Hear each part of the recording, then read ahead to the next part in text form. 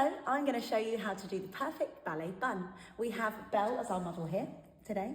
We're going to show you what to do. So she's already got a lovely ponytail here. The first thing you want to do is get hold of some pins like this. A lot of shops will sell donuts. Avoid them like the plague. You don't want donuts. And you need a net. We're going to start. Belle's got quite thick hair, so there is sometimes a version of a ballet bun where you might use half the hair and wrap it round, and that's perfectly fine as well.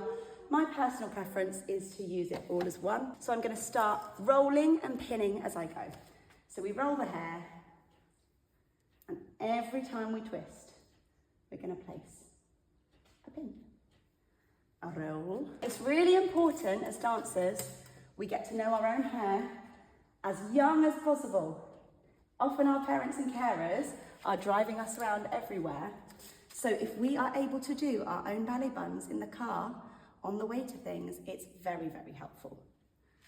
So we're twisting and we're pinning. We get the pin, we drive it in, twist it round, and it hooks in nicely. And you're just looking at the ears to make sure it's nice and even on both sides. Use the pin sparingly as you're gripping it ahead of putting the net in, because once the net is in, you can then adjust. That is enough for our hair net. So there's little bits hanging out, but don't worry. The net is going to do its job at this point. So grab the net, wrap the hair in, all the way around. And my personal preference at this point is to remove some of the grips and readjust them. So I like to go for 1, 2, 3, 4 to begin with, to spread the bun and make it nice and even. So I've gone top and bottom, and then I'm going to do the two sides, and then I'll go diagonal.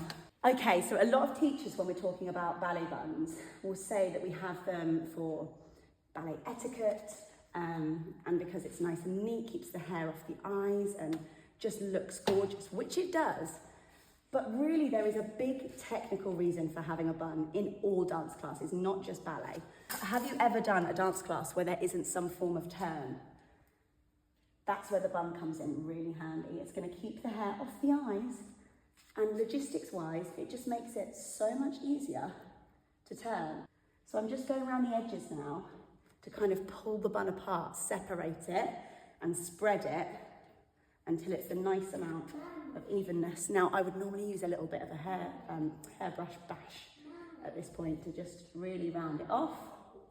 And the ponytail is a really nice height here in line with the ears. Depending on the style of dance, sometimes for acro, you might want a lower bun, just really, really low to keep it away from the floor for all of the skills. Or you can go with, depending on the style of the dance. But for training, this is a beautiful height. And can you shake your head for me, Belle? That's not coming out. You don't even need to spray it. So spray the ponytail, get it nice and swept off the face, clip any fringes. But for the bun, if you're doing it right, it's nice and tight, that doesn't need spray on top. I think that looks perfectly good, don't you, Belle? Yes. Happy? Yes. Happy.